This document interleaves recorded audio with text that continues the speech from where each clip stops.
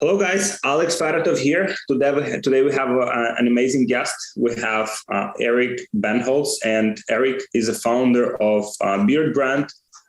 These guys are selling products for beard, like different like lotions and things that would help you to have and maintain the tremendous looking beard like Eric has. Man, thank you for joining me today. Yeah, the pleasure's all mine. It's been a lot of fun working on this business over the past. It'll be 10 years, 10 years in February. That's awesome. And how you started this business?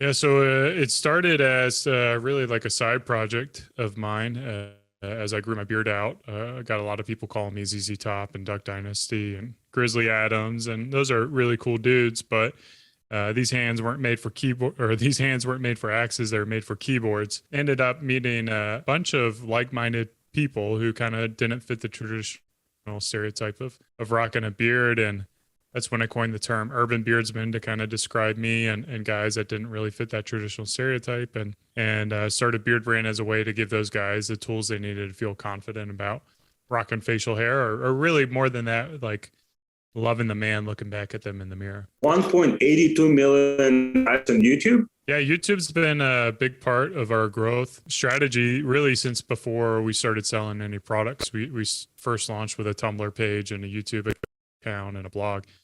And those were our primary drivers for awareness in the early days, because we're entirely bootstrapped. So we weren't sitting on like $1 million or hundreds of thousands of dollars to be able to grow the business. We had to do it based on word of mouth and kind of organic marketing efforts. And you know, we've always been committed to the YouTube platform, and we continue to be committed to it and try to bring awareness that way. The company itself, right, when it started, did you build it on the premise and on kind of like on the foundation of your personal brand, or you just started to like with Beard Brand at the beginning? No, I mean, obviously when you're bootstrapped and you're a team of one, your brand is pretty much all you, and everything is you, your customer service, your sales and marketing, your operations. So there's a lot of your DNA in the business, but I never wanted Beard Brand to be Eric Brand. You know, I always wanted it to be bigger than kind of like a, you know, like some businesses are kind of like really cult of personality for the founders. So I worked pretty hard to bring in other talent and other faces into the brand pretty early on. We had Jeff Boncristiano, Greg Brzezinski, Carlos Costa, Joel Daniels, who we brought in there. So we had a lot of different faces, and we did a lot of collaborations so that people, if they weren't really, you know, they didn't really connect with my vibe, that there could be somebody else within the organization who they connected with. And so like in terms of the traffic channel, so initially you used YouTube, right? Like did you start using like paid advertising right away, like to kind of like amplify that, or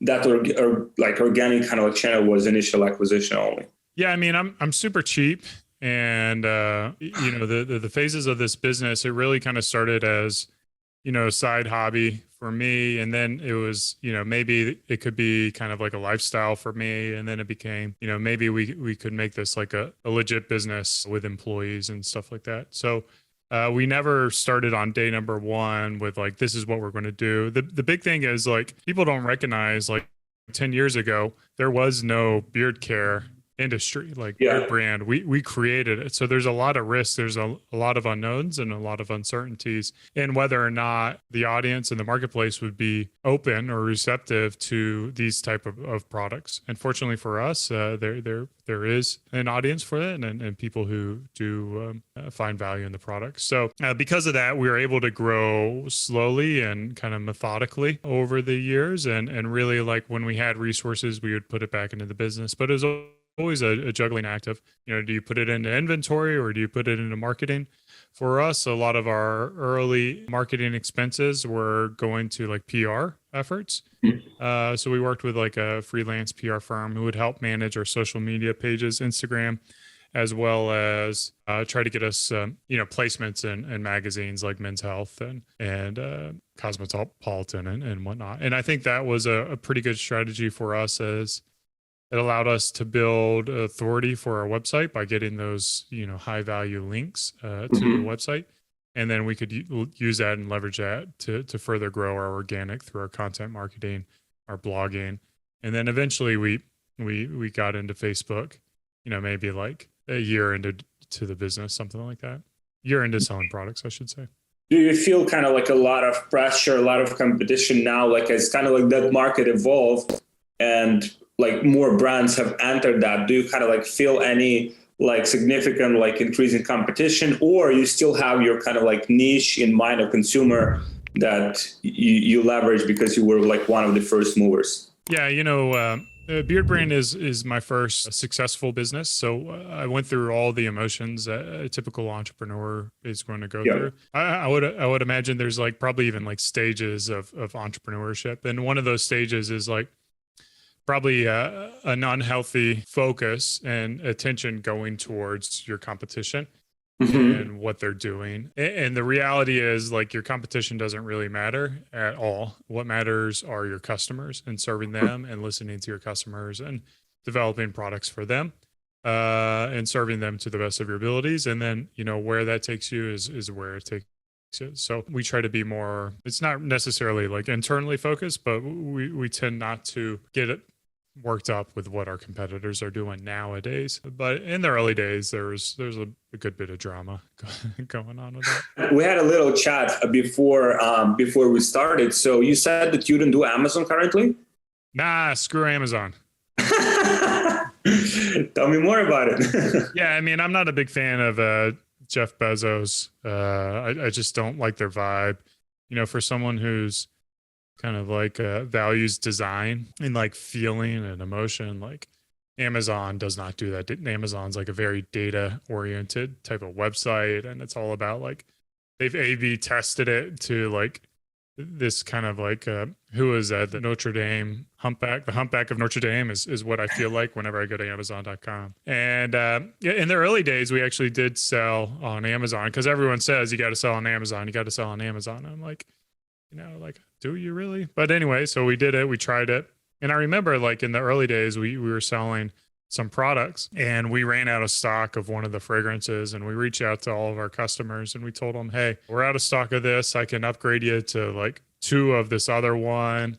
Or, like I was like kind of bending over backwards to serve them.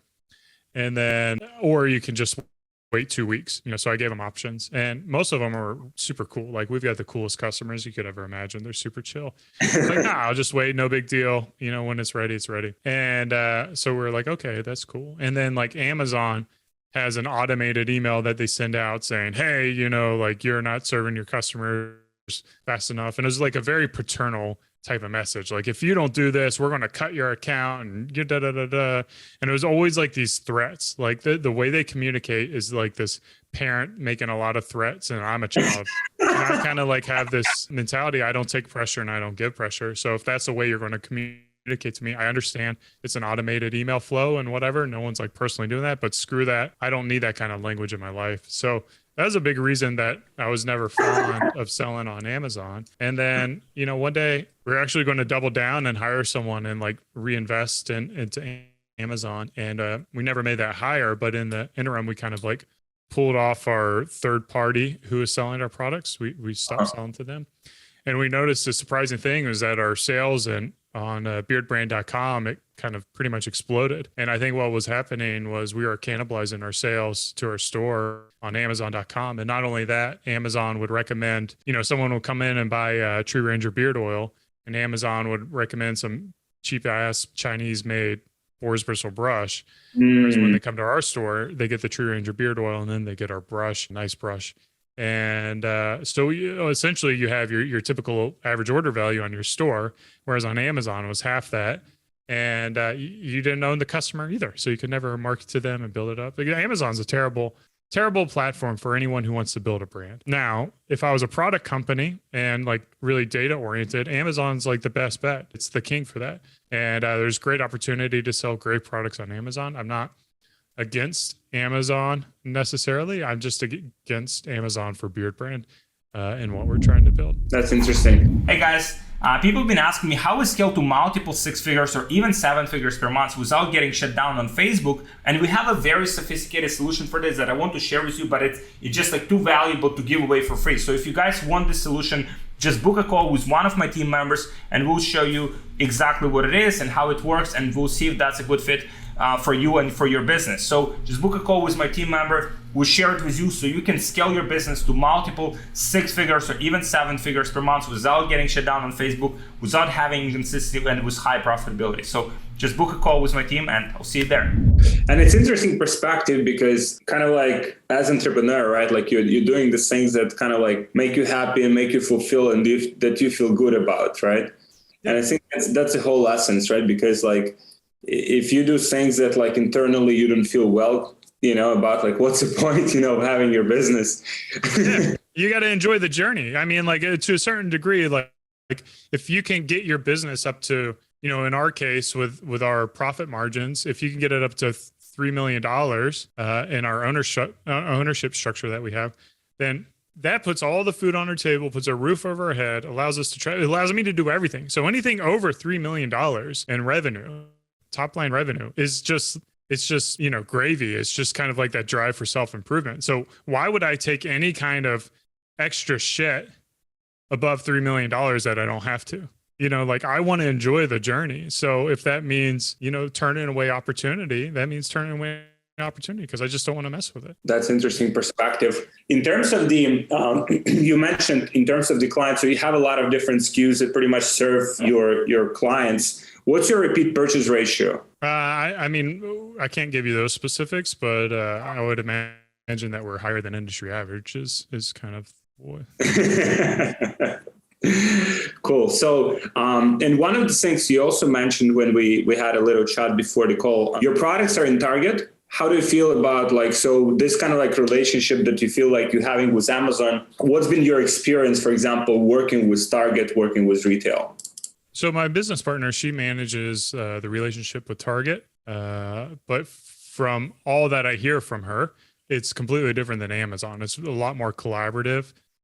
They still want us to be successful and they know their business and their customer better than we know their business and customer. So we take feedback from them and try to make iterations and improvements to be able to serve those customers as well. So I really enjoy working with Target and I think they're a great partner. Also, I don't want to build a business that's solely dependent on Target because, if all of my business is with Target and all of a sudden they're like, you know what, we're going a different direction, and then you're out, your business kind of disappears. So a lot of our strategy is how can we reallocate our resources that come in from Target into building beardbrand.com and making sure that beardbrand.com is, sustainable and sufficient and growing. And we kind of maintain that direct to consumer business that is less volatile and more secure. How is you mentioned about search engine optimization, getting those backlinks? How much did it cost you to get, let's say,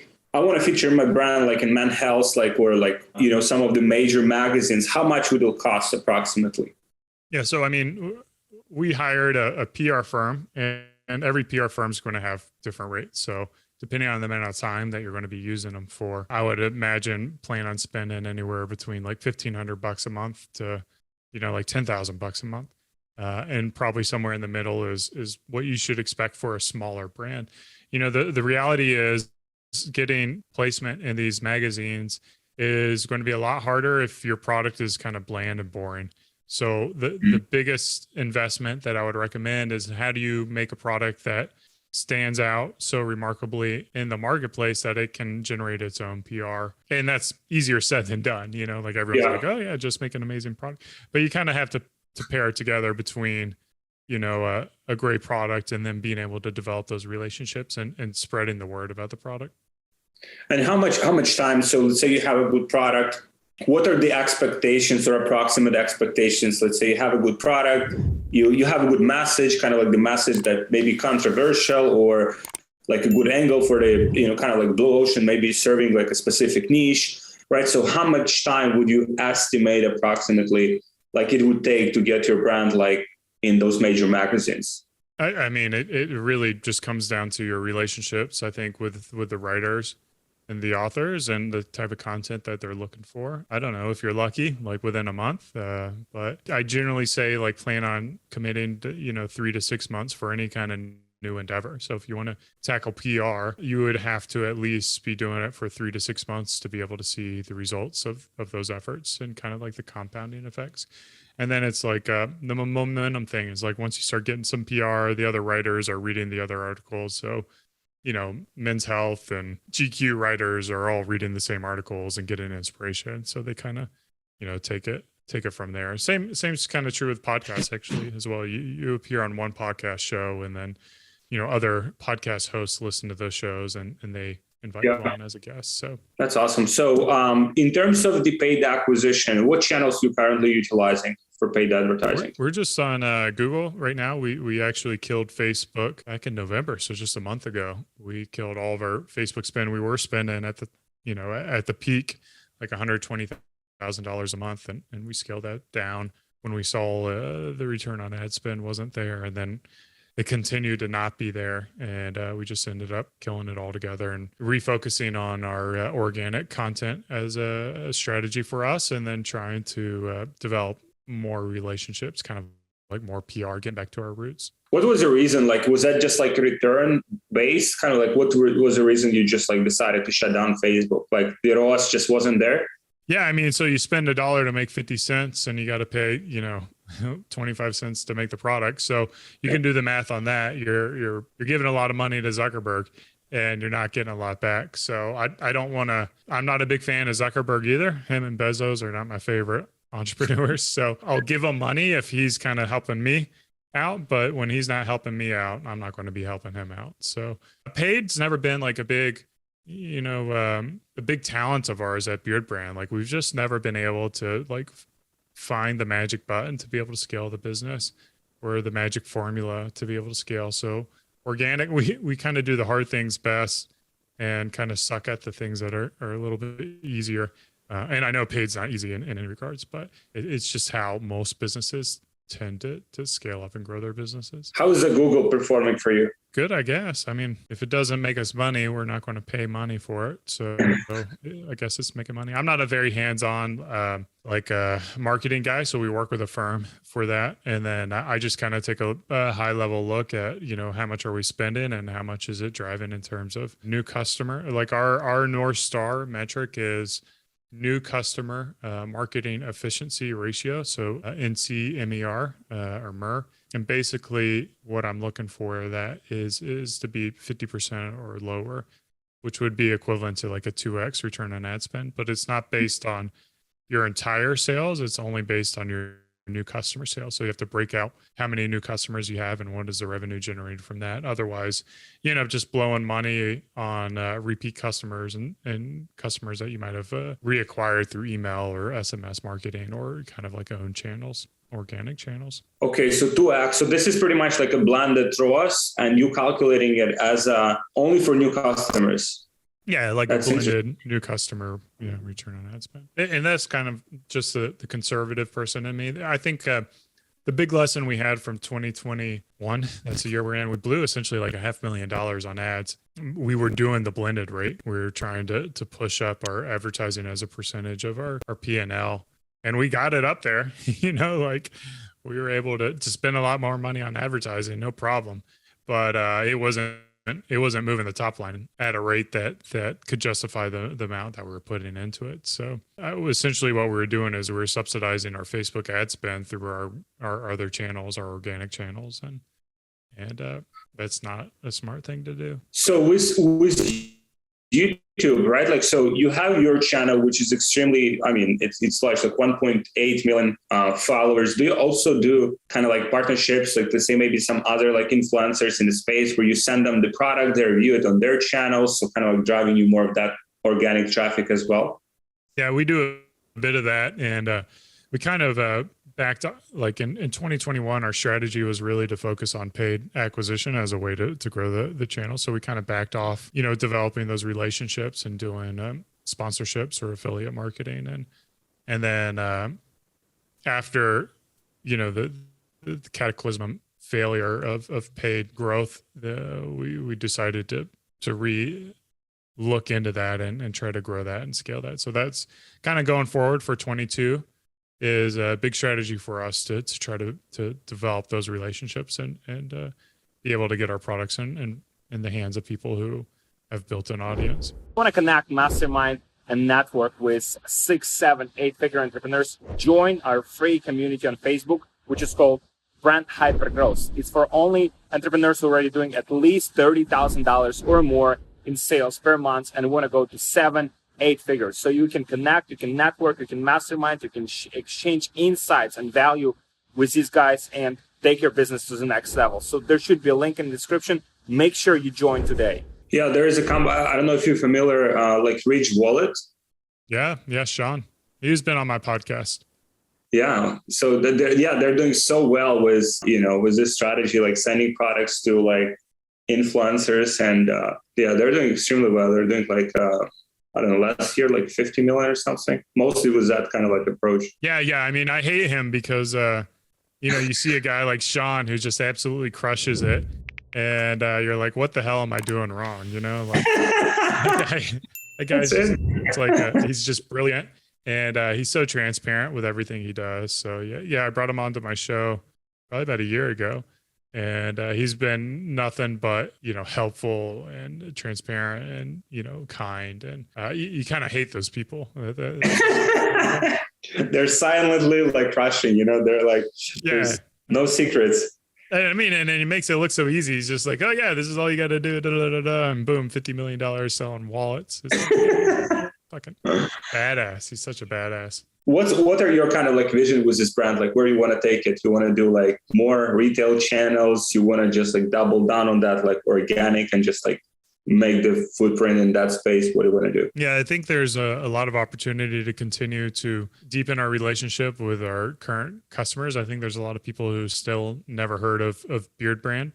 But beyond that, I think the long-term, 5 or 10-year vision is I can see the company transforming into a multi-brand organization. So we've got our first, we're dipping our toes into that water with our second brand, which is called Sovereignty. And Sovereignty is going to reach out and speak to people who identify as, with the homesteading movement or the self-sufficient movement, or just kind of like individual sovereignty, like sovereignty is the name. So, and ideally we kind of want to target, it's a gender neutral brand. So we want to make sure that we target women as much as we target men in there, and try to, like go for a different niche that is still very much like within our core values of Beard Brand. But Beard Brand is to a certain degree an alienating name with beard in the company name.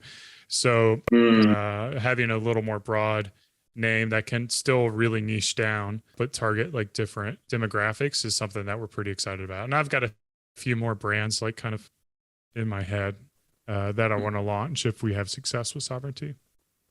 So that's pretty much like brand portfolio that kind of like you're envisioning that you want to build.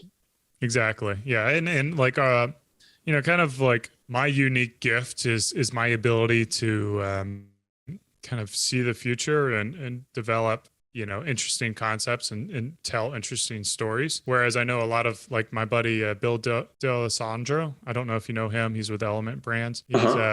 He's more of an amazing operator, and he can acquire brands and bring them all together into a family. But I kind of like that 0 to 1 phase and getting something off the ground, even though it's a little more challenging. But the kind of that 1 to 10 is not as fun for me. But you got to do what you're made to do in this world. So I'm excited about building some new brands. That's interesting. Eric, thank you so much for joining me. I know you're a busy man. You're running a successful business, and I gotta try your products. I have a beard too. I mean, my beard is not as sophisticated as yours, man, but I'm moving in that direction. Well, if there's no beard products for you, you can also go to sovereignty.com. Doesn't matter if you got a beard or not. Doesn't matter if you're a dude or not. So there's certainly some great products for you. And Beard Brand, we've grown beyond the beard, but I think that's always going to be the challenge is, we have head hair shampoo, we have styling products, we have cologne, we have deodorant, all these products that, have nothing to do with facial hair. But will always be known as like a beard care company. And I think that's one of the limiting aspects of the brand name, and something that we've kind of come to terms with and we're okay with. If we weren't okay with it, we would change the name. So, you know, it kind of comes with good and bad with a name like that. Cool. Thank you so much, Eric. Where do people I'll link the company names. I'll link also to your LinkedIn profile. Maybe someone wants to join your company as well. Where do people connect with you? If people want to chat with you, like LinkedIn is a good spot? No, I never go into LinkedIn. You'll never get a reply from me if you message me on LinkedIn. Twitter is my number one social media platform right now. So if you hit me up on Twitter, there's a good chance that I'll reply. You just have to navigate like my libertarian rants that I go on every once in a while. Cool. All right. So we will link to Eric resources and links so you can connect with him. And Eric, thank you so much for joining me. Looking forward to, maybe we'll connect like in 1 year or so when this Sovereignty, right? It's good, the name. Yeah. SOVRNTY. So we got a unique spelling on it, but. That's interesting. Did it cost you a lot to acquire that domain? What was it, like $12? Oh, really? Oh, because of the unique combination. It's not unique spelling. Yeah. One of our brands, it's called Equal. It's called like EQYL. It's also kind of like a simplified version of the word. We'll see how it goes, because Sovereignty, if you spelled it out the normal way, it's also hard to spell, and this way is also hard to spell. So I may be shooting myself in the foot with this name, but. I had the domain. It's like 6 letters. I've had the domain for like 15 years or something like that. So wow. I've been hanging on to it for a while, wanting to do something with it. Cool, man. Thank you so much for joining me today. And guys, thank you so much for watching. You can connect with Eric below. We'll have links somewhere here. And have a good day. Thank you so much for watching.